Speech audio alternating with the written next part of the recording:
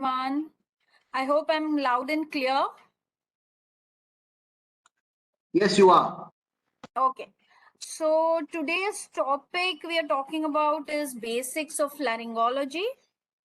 So what does laryngology consist of? Voice, swallowing, and airway. But for you as trainees, most of the things are concentrated on voice. What we talk about, what we learn, what we see in your exams is mostly voice related issues. Swallowing and airway are also part of laryngology. So this is how we started our laryngology, and this is where we have reached. So when I say, so this is your vocal cords, epiglottis. I'm not going into details of anatomy, physiology. I'm just going to talk about how to approach the subject for the exams. So this is a rigid Hopkins laryngoscope. This is a fiber optic laryngoscope. This is how it goes into your nose. This goes through your oral cavity, and because of the angle, it can be a 70-degree scope like this or a 90-degree scope.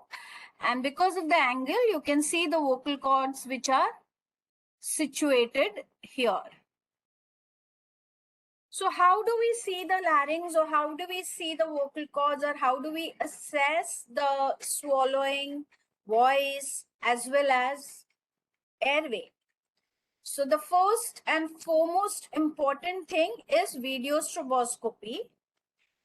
Rigid laryngoscopy, video stroboscopy is basically a picture, a video in real time of the vocal fold movements. So when you say vocal fold movements, we all know that the vocal cords come close and they go away. So when they come close, we produce our voice. When they go away, we are breathing. But this is not only the action of your vocal cords, the vocal cords also vibrate. And that is what video stroboscopy tells us about. It gives us the details of the vibration of the vocal cords. Rigid laryngoscopy, like I showed you in this picture, this is rigid laryngoscopy. And flexible is basically when you put a flexible scope. So nowadays we have multiple scopes in flexible. Nowadays we use chip on tip. That is, the camera is on the tip of the vocal cords and it gives you the easy picture. The camera is here on the tip of the vocal cord, and that gives a very nice picture of the vocal cords or the area you want to study. So let's start. How do we take an history for the patients with laryngology case? So I think, if I'm not wrong, CA larynx is mostly the long case which you get. So let's see what information you can gather when these patients come to you. So first of all, age is important for diagnosis. Occupation, as you take in every other subject. Age, occupation, addiction. So addiction comes alcohol, tobacco, smoking. All this forms a part of your addiction. So history of the voice problem. When you say history of the voice problem, you have to ask, when did the voice problem start? What is the quality of voice? Are they having any problem while speaking? Are they getting pain? Do they feel fatigued when they're talking? And what is the opinion of the near ones? Like sometimes the patient doesn't feel that his voice is changed, but the near ones may say, or when they come to you, you may feel that the voice of the person is changed, but they don't realize that it is changed. So you have to ask them about this as well. So there are multiple different types of voice which can come. There can be a hoarse voice, there can be a breathy voice, there can be a strained voice. There can be a voice where you feel that there is a lot of spasm. There can be aphonia. So all these things form a spectrum of your voice. When you come to dysphagia or swallowing issues, you have to ask whether there was any trigger which caused dysphagia. Whether there is dysphagia is to solids or for liquids. does it happen every time, or it happens only sometimes? Does it give them cough? So all these questions are very important when you're taking the history for the patient. So like presenting complaints, change of voice, I told you what exactly it means. Dysphagia, I told you. Dyspnea. Dyspnea is again whether they have difficulty in breathing. So people will come to you with change of voice. They might also have difficulty in breathing. They can be having stridor, so you can hear them doing this. So whether it's an inspiratory stridor or an expiratory stridor, they can have aspiration. So for that, you need the history of cough when they are eating. And you have to ask them whether they are having any neck swelling, or they may complain of neck swelling. What are the causes which can cause hoarseness? Can be congenital, it can be infective, it can be trauma, it can be tumors, and it can be neurological. So congenital is congenital web, the congenital cyst, congenital vocal cord palsies. Infective is laryngitis. You can have fungal laryngitis, tuberculous laryngitis, bacterial laryngitis. Then you have trauma, which can be post-intubation. So where post-intubation people form vocal cord, they form arytenoid granulomas. There are blunt injuries, penetrating injuries. All these can cause difficulty in speaking or change of voice, dysphagia. All these, they can be even airway issues. Tumors like in CA larynx. So we have to differentiate what part of the larynx is affected when we see the patient. And neurological. Neurological are basically neurological vocal cord palsies, or they can be met post-stroke. They develop vocal cord palsies, so we have to diagnose them. Examination. So in the examination, you have to see the position of the larynx, whether it is in center. You have to palpate and see if there is any splaying of cartilage, or which can happen in cancers which are invading into your cartilage. Any swelling or lymph node swellings in the neck. You have to check for laryngeal crepitus. How do you check for laryngeal crepitus?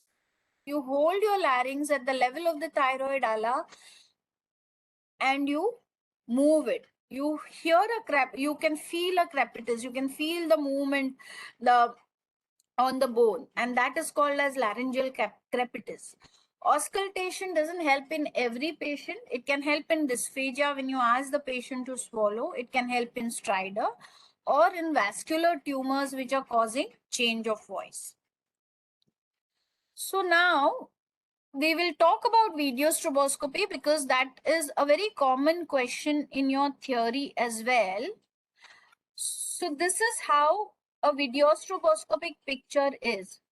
What do you see here? There are vibratory movements. You can see that the vocal cords are coming together and they are going away. There is a particular, everything is happening in proper coordinated manner. So these things, and when he's breathing, they open up. So these things in pathological condition alter. So what do you see in video stroboscopy? What is video stroboscopy? Stroboscopy is basically, you must have gone to discotheques. You see those lights flashing. Those are that is stroboscopy. Basically, that's the principle of stroboscopy. So you put a flashing light at a particular interval through the scope. It can be a rigid scope or a flexible scope. That gives a false sense of movement of the vocal cords, and that gives us a real-time information about the vibratory pattern of the vocal cords. Okay, it is a slow motion picture. It depends on Tabal's law. So what is Tabal's law is basically when you see a picture, it stays on your retina for almost 0.2 seconds, and using this principle, the stroboscopy is done. What do you see in stroboscopy is fundamental frequency, that is at what pitch your voice is. So in females, how much it should be, and in males, it is a low pitch voice. In females, it's a high pitch voice. Amplitude is basically how the vibrations are happening, whether the amplitude is equal on both sides. So it is not considered as equal.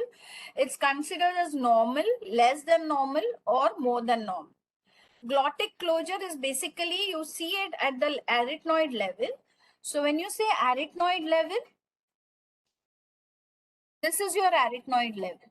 So you have to see that the arytenoids are coming together, both the sides are coming together at a same point, but there is no delay, and they are closing. So the vocal cords will close like this. So it will come near the, it will close at the arytenoids, and then it will close above. Then it will again close like this. So this is how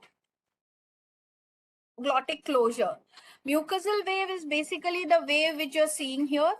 So that mucosal wave will tell us the wave, the pattern in which the vocal cords are moving. That wave will tell us about multiple issues or the lesions which are there on the vocal cords. That helps us in differentiating what are the lesions on the vocal cords.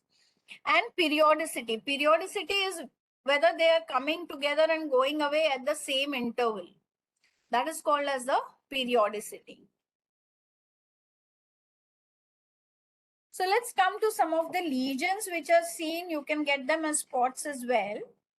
So here, this is a patient who is a 34-year-old patient, singer by occupation, gradual onset change of voice since 2 months.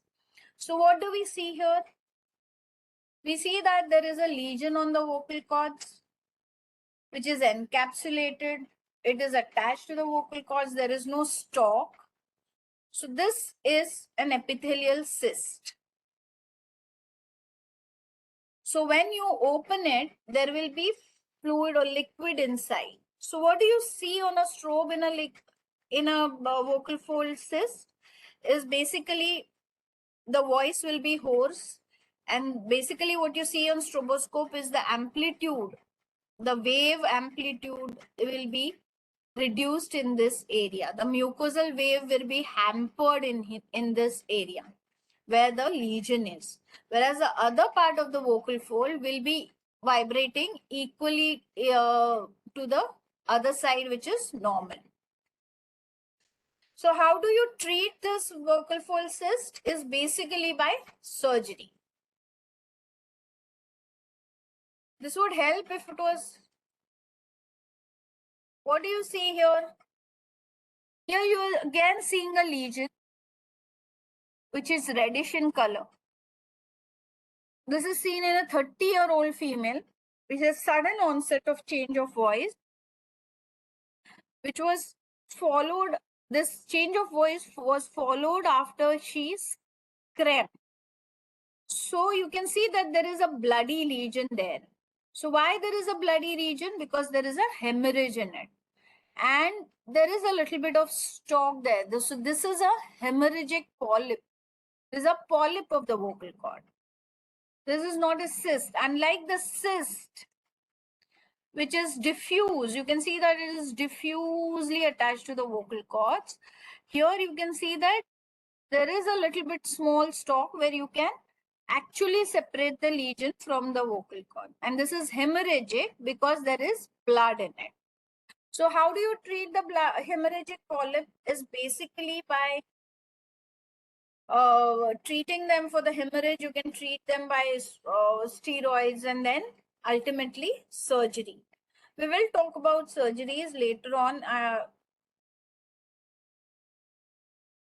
So what do you see here?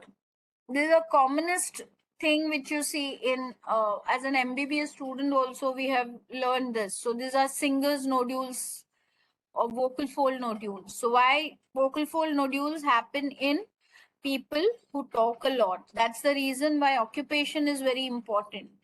Who use their vocal folds very frequently and they don't Basically, there is the voice care is very less in such patients. And there will be, initially they will say that it happens sometimes, then the duration will increase. When they take rest, it will go away. And then it will become permanent over a period of time. So when you see this vocal fold nodules, basically the main line of treatment is voice therapy. Voice therapy, voice rest, and correct usage of voice. You should not be using, you should take care of voice and not basically uh, take it for granted. And that is what vocal fold nodules are treated completely by voice therapy if we follow the regime properly. So now, if a patient comes to you, this is a classical case where there is hoarseness of voice. When there is hoarseness of voice, you have to ask the occupation, you have to ask whether there is any addiction, and what do you see here? You can see the voice is very hoarse. And what do you see here? Is a big, huge lesion on the left vocal fold. When we say that there is a huge lesion of the vocal fold, what do you see on stroboscopy is basically there will be absent mucosal wave on this side, whereas the left side, the wave will be normal. So now when we talk about vocal cord growth, or when we are talking about carcinoma of the larynx, when you put a scope inside, you have to know which part, how do you know which part of the larynx is affected? Whether it's supraglottic, it is glottic, it is infraglottic, subglottic. So you have that information will only be given to us by the scopy. So when the patient comes to you with hoarseness of voice, tobacco addict, smoking some 15-20 BDs per day, you have first thing you do after the history is basically do a scopy. You do a video stroboscopy. When you do a video stroboscopy, you have to see what all is involved. So before doing a video stroboscopy, you have to do a plain fiber optic laryngoscopy where you see whether there is an involvement of base tongue, whether there is involvement of your aryepiglottic folds, whether there is involvement of the vallecula, epiglottis, whether there is involvement of the pyriform fossa, whether there is involvement of the vocal cords on the false vocal cords. So when you say that, I will just show you where you see it. Okay. So this is your epiglottis. Above the epiglottis will be your vallecula. These are your aryepiglottic folds because they're connecting the epiglottis with the arytenoids. These are your pyriform fossas. These are your vocal cords, and what you see down is your infraglottis is the lower part of your vocal cords, and then the subglottis. So these are the parts which you're going to see when you're doing a scopy. I hope I'm clear till now. Then after doing a scopy, what do? Will you directly jump and take a biopsy, or will you directly jump and if it's just a vocal cord, you go and operate? No. Then you will get a CT scan of the neck. So what will the CT tell you? The CT will tell you what is the involvement, where all the tumor is involving, whether the cartilage is involved, whether it is just located to one part of the larynx, or whether it is going supraglottis, infraglottic, subglottic, whether there is whether there are nodes in the neck. This is all what the CT will tell you. And that will help you in staging and managing the vocal cord or the carcinoma of the larynx. Then there will come questions about, I cannot cover the whole thing in this topic because it's a topic in itself. So then there will come the staging of vocal cords, staging of the cancer. So which stage your patient is in, and then how will you manage? So generally the vocal cord, depending on the stages, if it's a lesion involving only the cords, you can do a cordectomy, you can do a laser cordectomy. What happens, you have to read about the partial laryngectomy, total laryngectomy. So all these things will come in the management of vocal cord growth or the CL larynx. So this is how the questions will go if you have a CL larynx case for as a long case. And these are all, so this again, 59-year-old male, history of previously operated almost 8 times, and he is HIV positive, which when you see the lesions, you have to be very sure that it is this. So generally, this is recurrent laryngeal papilloma. This doesn't happen generally in adults. It does, but not very common. It's common in young children. It's generally known to get transmitted from mother to child when they have juvenile laryngeal papillomas. So you can see these lesions, which are velvet carpet-like regions. It's on the vocal fold there. It's here. So all these lesions are, you can see they are in the subglottic area. They are on the epiglottic fold. These are all recurrent laryngeal papillomas. So this is an adult. They are more aggressive in cases of children. So in children, you might have to do a tracheostomy.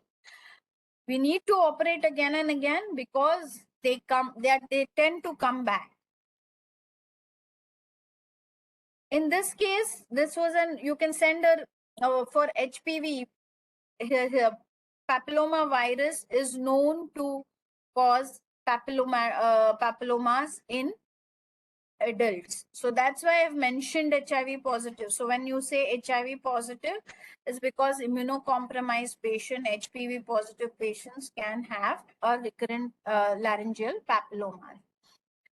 The management is the same, whether a child or an adult, you have to get rid of the papillomas, and when they come back, you have to again remove them.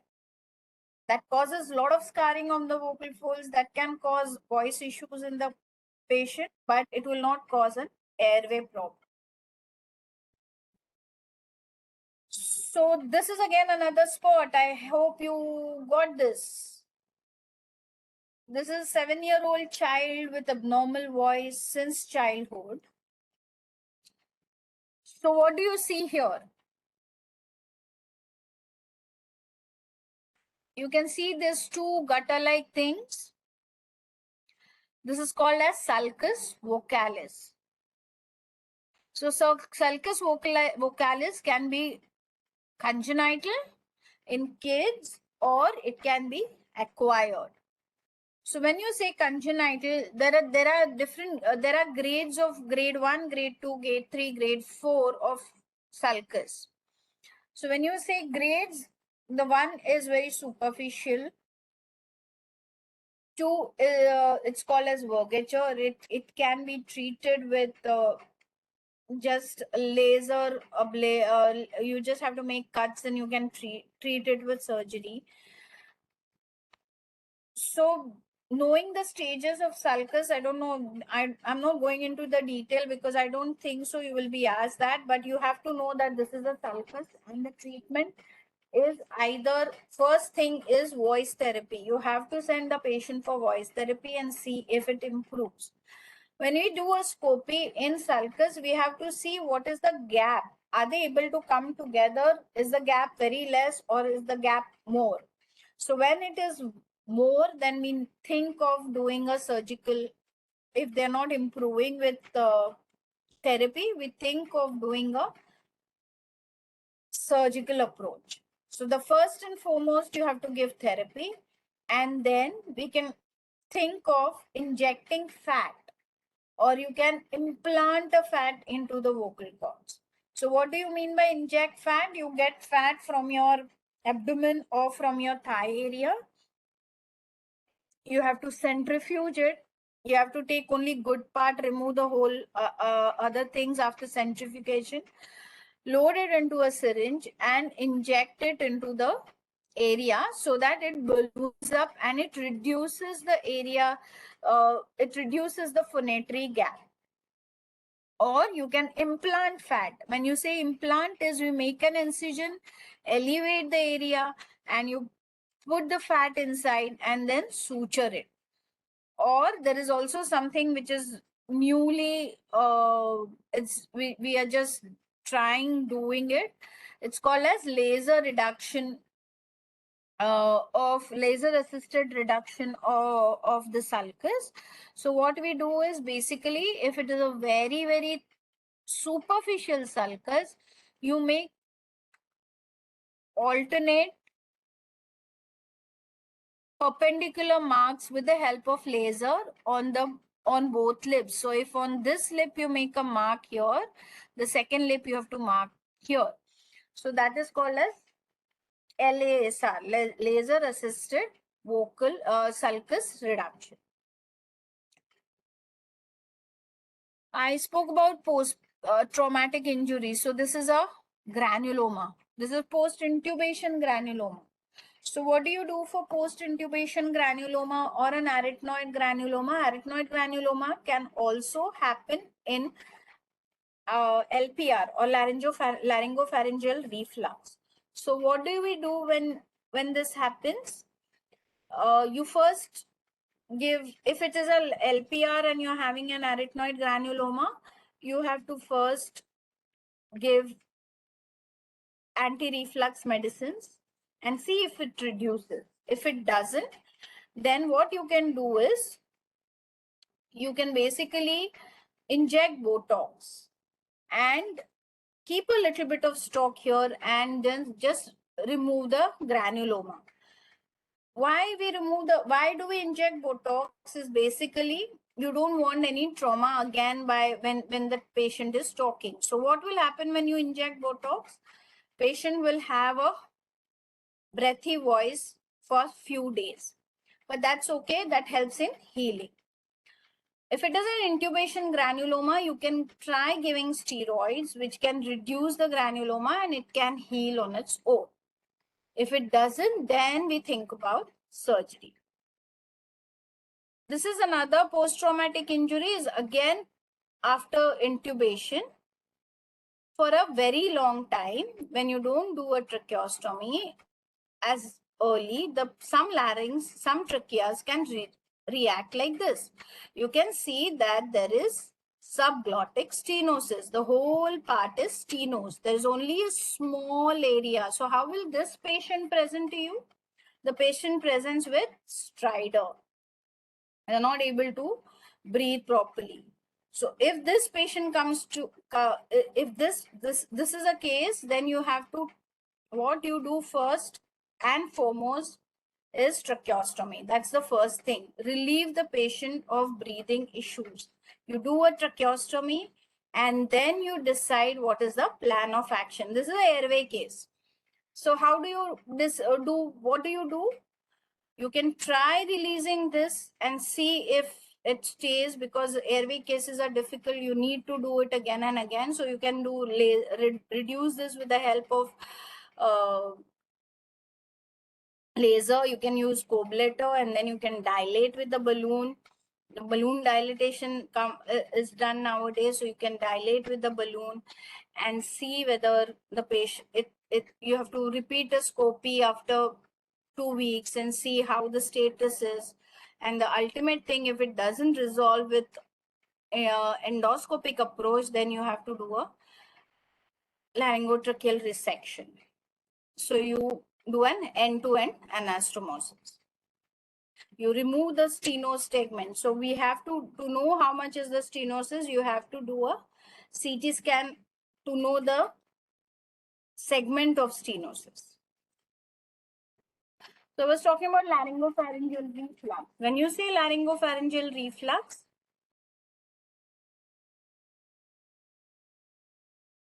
the patient will come to you with dry cough, irritability, foreign body sensation in the throat, hoarseness, and choking sensation. The patients can wake up in the middle of the night with choking sensation. So here you can see that there is interarytenoid pachydermia. So that is a sign that the patient is having reflux. You may see that there is an ulcer at the level of the arytenoids. The patient comes and tells you that I feel that there is something stuck. The end result, the severe form is hoarseness. Choking sensation is when you lie down, at night, the patient feels that the acid is coming up and they choke onto it. So how do we treat laryngopharyngeal reflux?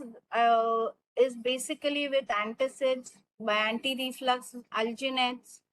All these are treatment for reflux. When you talk about vocal cord palsies, this is again another big topic. So vocal cord palsies can happen because of post-surgery, that is post-thyroidectomy, neck dissection, or any other neck tumor, and if it's involving the recurrent laryngeal nerve, it can cause vocal cord palsies.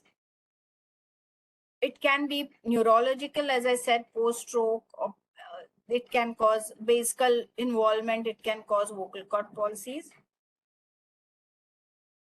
Post-viral, you have vocal cord paralysis can happen.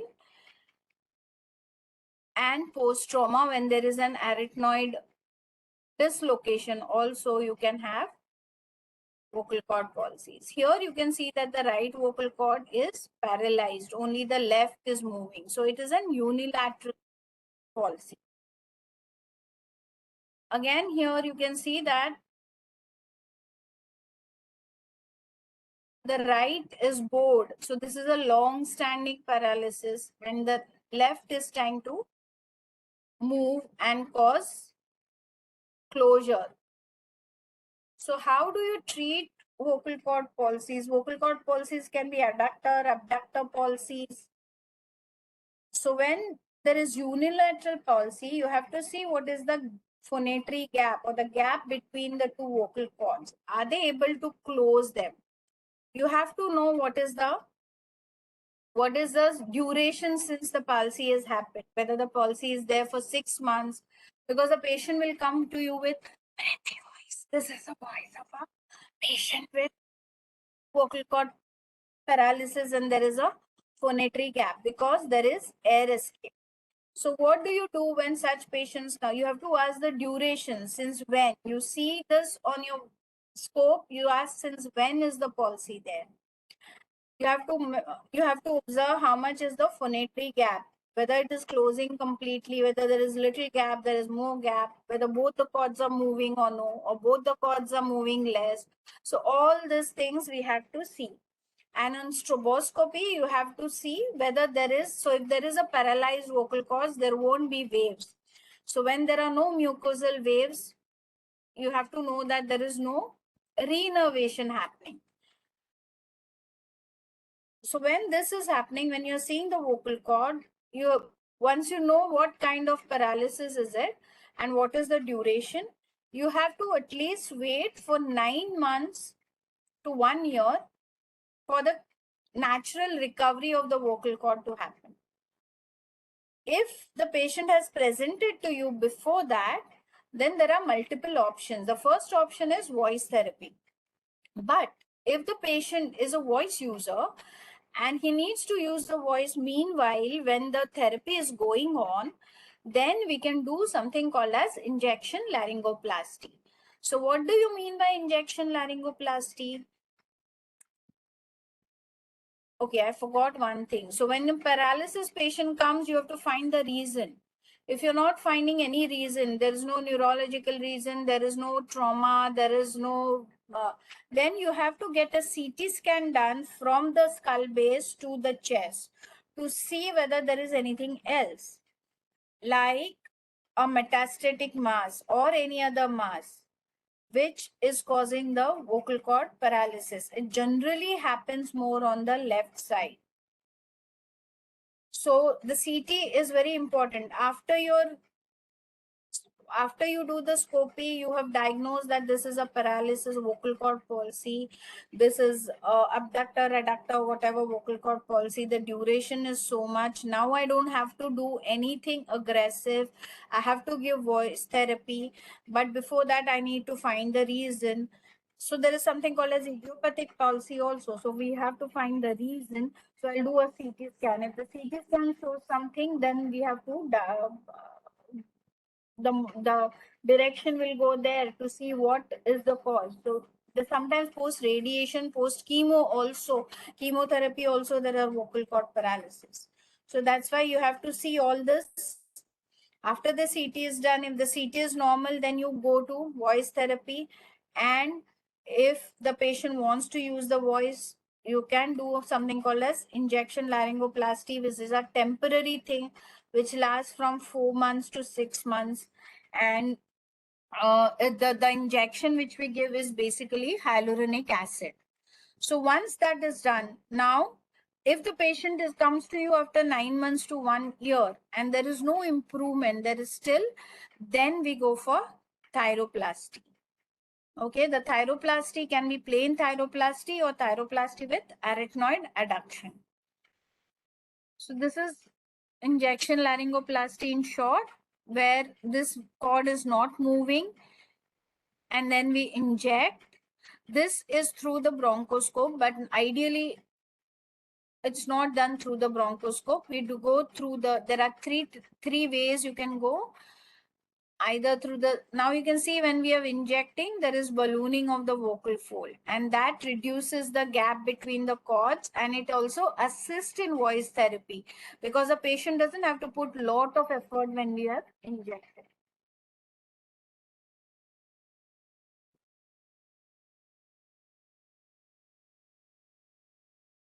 What are the systemic causes of voice change? This also you should know. Wegener's. So this is a Wegener's subglottic stenosis. In this, we have to just keep on dilating if you don't want the patient to undergo a tracheostomy. This is a myeloid. Then you have relapsing polychondritis, amyloidosis, tuberculosis, actinomycosis, candidiasis, GERD or LPR we have seen, rheumatoid arthritis, and Parkinson's disease. So when you're looking at a voice patient, you have to keep all these in mind. Voice therapy is very important in all the voice patients, whether you're doing a surgery or not doing a surgery. It is very, very important that the patient undergoes a voice therapy. You have to know about proper voice hygiene, how to respond to the voice sounds. Discipline is very important. Eating, sleeping well is important. Hydration is important. So when the patient is a voice user, you have to tell them that you have to drink water in between. You have to have sips of water in between. No smoking, alcohol in moderation, avoid late nights, eating, drinking, and quick respond to URTI. You have to treat the URTI quickly. So what the surgeries which we do it with microlaryngoscopy. So everyone should know when not to operate on the vocal cords. We have to preserve the mucosa in benign lesions. In benign lesions, you have to preserve the mucosa and the lamina propria. You know that the vocal cords are divided in layers. So the first layer is the mucosa, then the lamina propria, and then the muscle. Not to traumatize the vocal ligament, an excellent post-operative care is very important. How do we manage these lesions? Are all either by laser, which is a CO2 or a KTP laser. Cold steel is by using our own normal instruments. Office procedures are basically procedures which are done in the OPD without admitting the patient with the help of a flexible scope. So this injection laryngoplasty is a office procedure. You can also remove the vocal cord polyps and with the help of scopes in the office. or there are in India we don't have too much of office procedures, we don't do too much of office procedures, but KTP laser is generally used for office procedures. So this is a short clip. I don't know whether you will appreciate it. So here's a short clip which is to remove the cyst.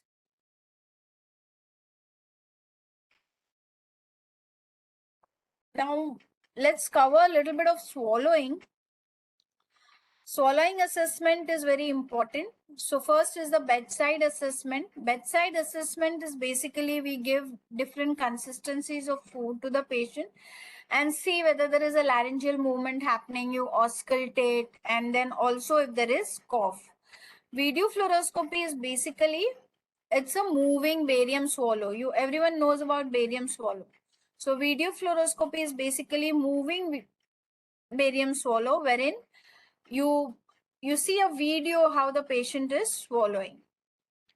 FEES is functional endoscopic evaluation of swallowing. So what do we do in FEES? I'll just show you this video fluoroscopy.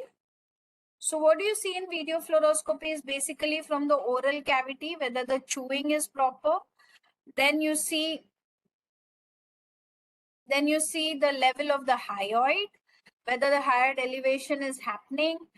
Then you go to the level of the cricopharynx and then esophagus. So here you can see that at the level of cricopharynx, there is collection happening. That means the cricopharynx is not opening. This is a normal barium swallow where the barium is going. When the patient is swallowing, the barium is going completely. In video fluoroscopy, again, we give different consistencies of food.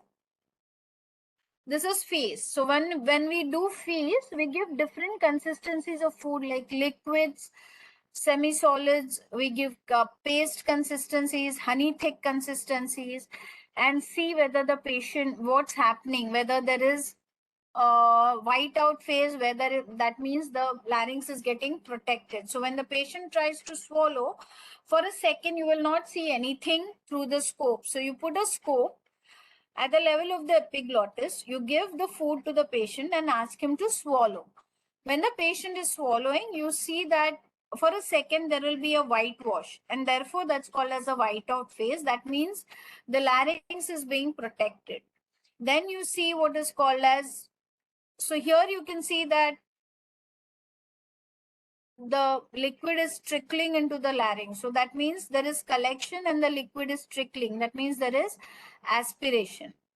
The liquid, the food is always colored. You either use a green or a blue color, and you give different consistencies. So for me, if I use water, then I'll use a thick puree of fruit puree or something. You can use an apple jelly. Then you give biscuits or something as a solid food and see what's happening. Whether there is oral clearance cannot be seen in FEES. FEES is only to diagnose the pharyngeal part of swallowing. And so whether there is residue on the pharynx, whether there is aspiration, whether there is collection at the cricopharyngeal level, whether there is collection at the piriform fossa. TNE is again transnasal esophagoscopy. So we know that gastroenterologists do esophagoscopy, but we also do esophagoscopy, but through the nose, and we don't give any sedation or anything. So that's a very quick procedure as compared to the gastroenterologist. This we have come to the lower esophageal sphincter. So this we can use to diagnose any esophageal issues. Thank you. And if you can ask anything, you want to ask anything, please do.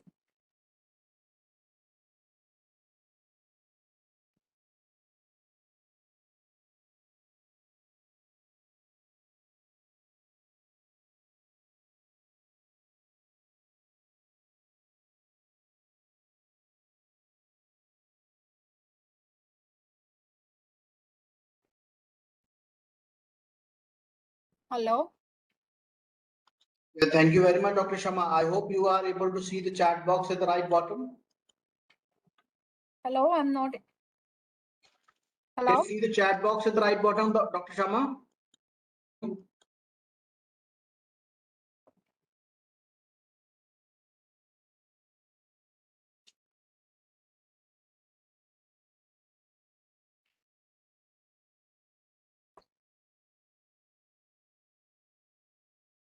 Vocal cord granuloma is a complication, ma'am. You said steroids can be given inhalation or oral or IV mode. So it is basically oral steroids. If the patient is able to take oral steroids, you can give oral steroids. Inhalation is not going to work much.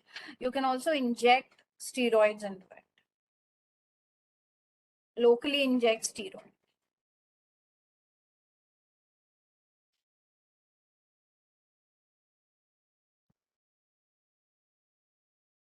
Miss Suvitra Ravichandran has typed only what is TNE. Okay. What is TNE is, Suvitra, it is transnasal esophagoscopy.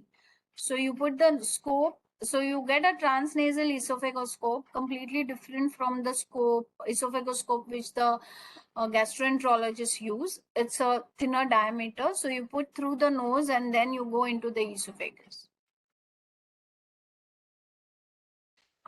It's generally prednisolone which we use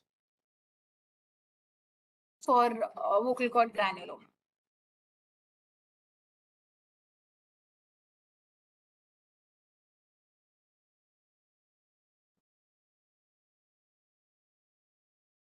How aspiration you identify in a patient by symptoms.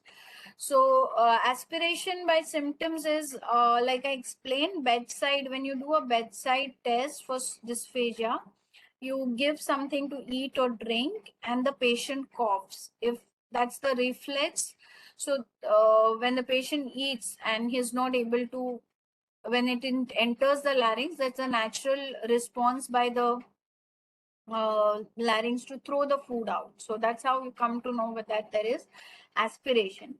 And yes, sometimes the patient doesn't have a strong cough reflex. So they, even if you do a bedside test, they can still have aspiration. That's called a silent aspiration. And that's the reason why we have to do a FEES and not completely depend on blind bedside assessment. So you do a FEES or you have to do a video fluoroscopy. I would like to add, video fluoroscopy and barium swallow are are similar, but the kind of knowledge or kind of things you come to know from video fluoroscopy are much more than what you get from a barium swallow. You can miss things from a barium swallow.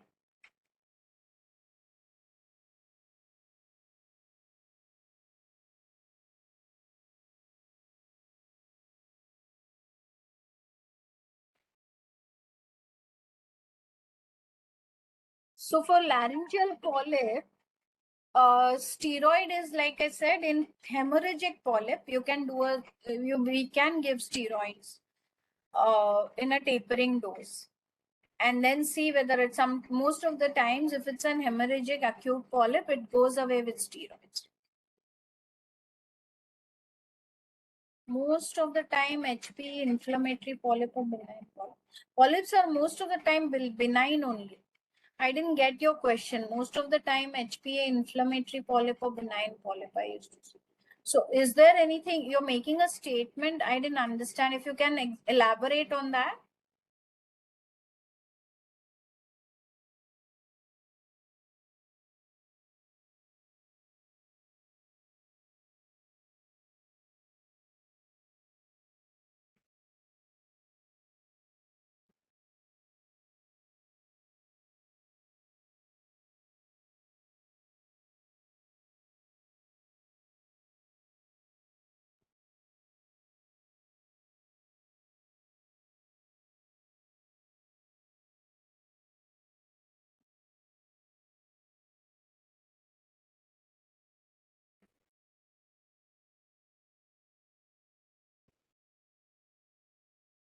Any other question?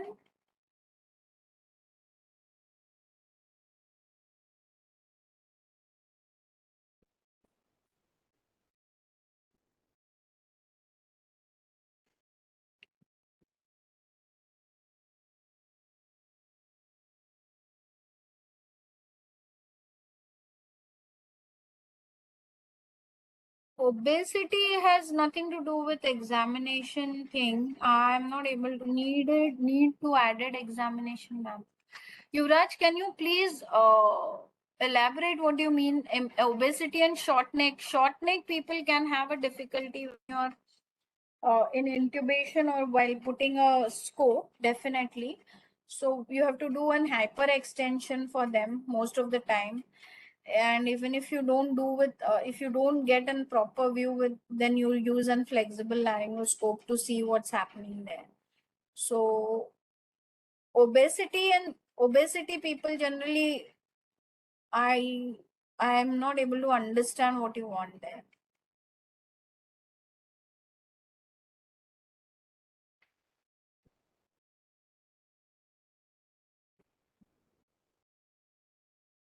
Thank you, Suvitra. Thank you so much.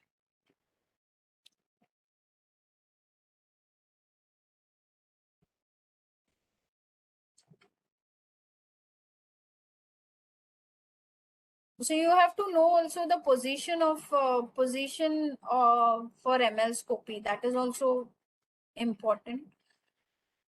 So what is explained in book is basically you put a bolster under the shoulder and then you do the scopy, which in normal practice as a laryngologist, we don't do that. We don't give bolsters. We just put the neck in a hyperextension. That's it. The three ways of injection laryngoplasty, yes.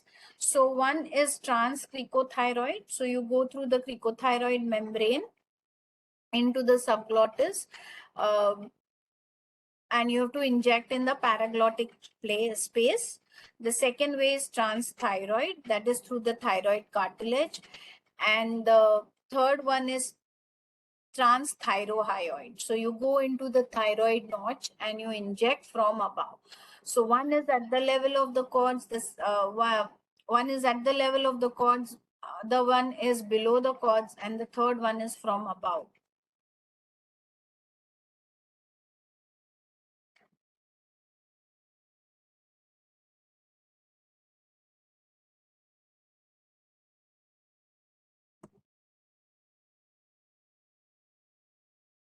When to use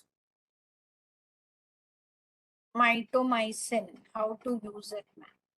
Mitomycin can be used in recurrent laryngeal papillomas. Sometimes people also use it in when you operate on vaginous granulomatosis. You have to just apply it on the lesion after you excise the lesion. You don't have to inject it. You just have to apply on the surface of the lesion.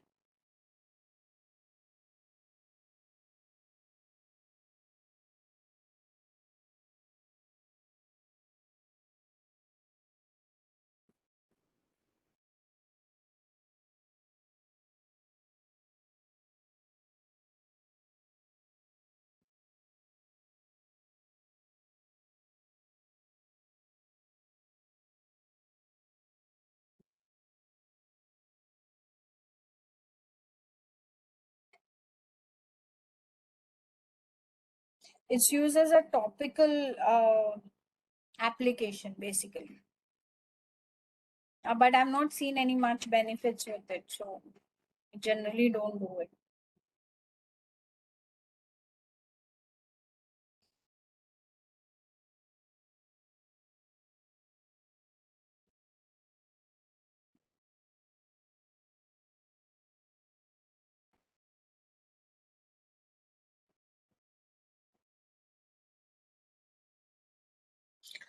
In case of LPR, okay. So in cases of LPR, how long should anti-reflux treatment be continued? There is no fixed protocol for it, but we have to give the anti-reflux treatment as well as counsel the patients about the lifestyle changes, because that is very important.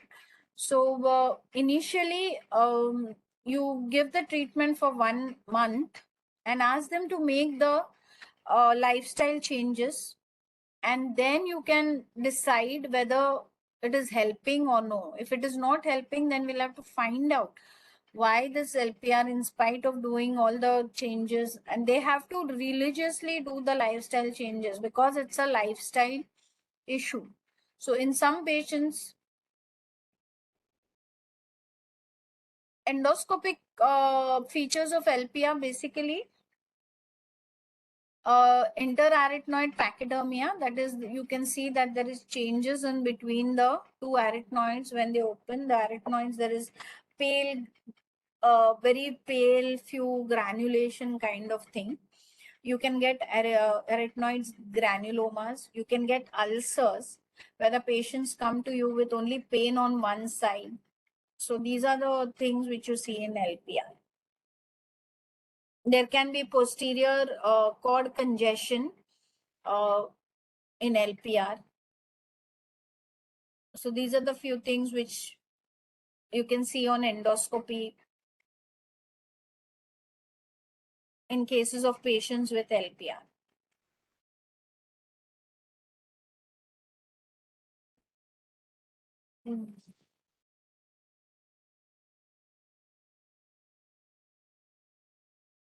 Which book to read for laryngology?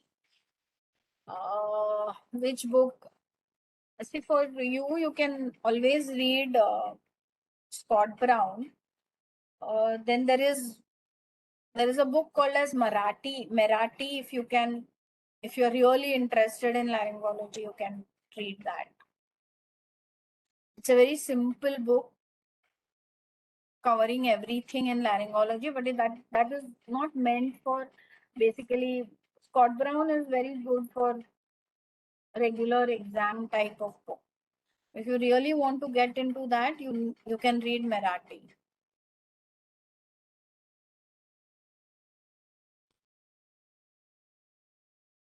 Postnasal drip causing congestion and patient not giving history of GERD.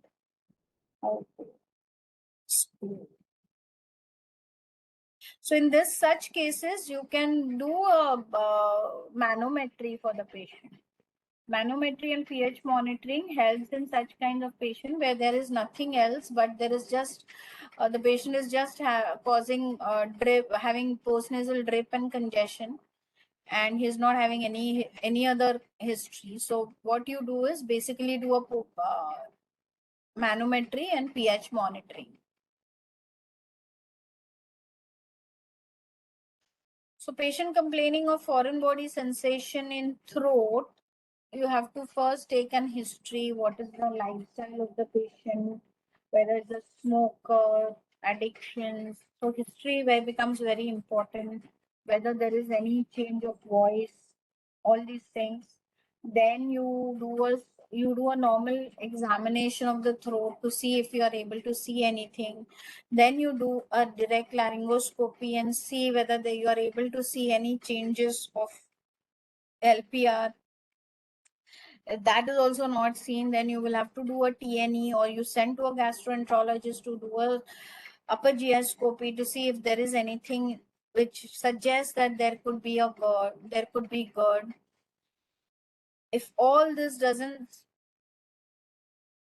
everything is normal, then you can do a pH monitoring and manometry, and then if that will show something. If everything doesn't, it can be just a globus, so it is a functional issue, or it can be a very mild GERD or LPR, which it's a diagnosis of exclusion where you start the patient on antacids, anti-reflux medicine, and see if the patient is benefiting. Sometimes they do benefit, and if they benefit, then you don't need to do anything.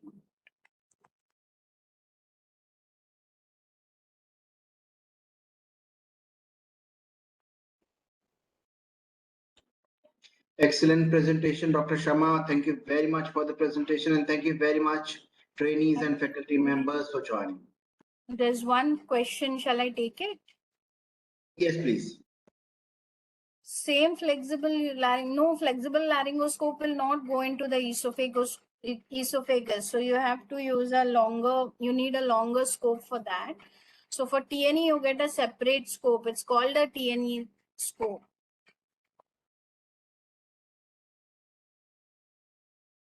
you can do it in the sitting position. You have to give a lignocaine spray.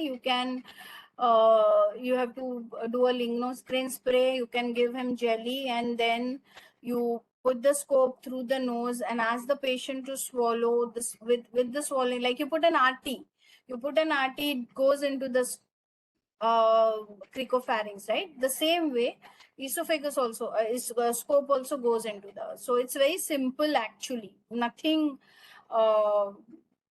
very difficult. You just have to get a hang of it. The scope is also very small in diameter, unlike the ones with the gastroenterologist. ENT doctor can do a bronchoscopy. Of course, why not? We were doing rigid bronchoscopies, so we can do flexible rank bronchoscopies, and we do flexible bronchoscopies.